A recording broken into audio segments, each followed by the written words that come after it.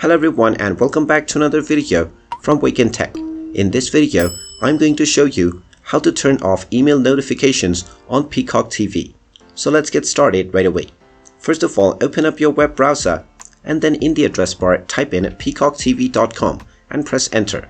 Now if you have already logged into your account, you will simply be asked to choose your user. From this page, tap on the account icon at the top right corner and then from the account menu, click on Settings. From the settings page, if you scroll a little bit down, you will find the email notifications section.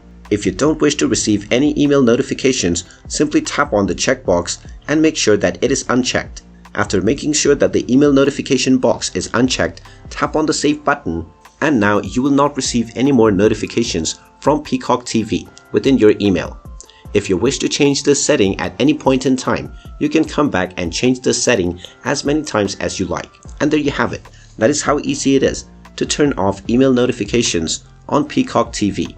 If you find this video helpful, make sure you hit that like button and subscribe to our channel if you haven't done so already. Also ring that notification bell to never miss another update from us. Thank you for watching and I will see you again in the next video. Hello everyone and welcome back to another video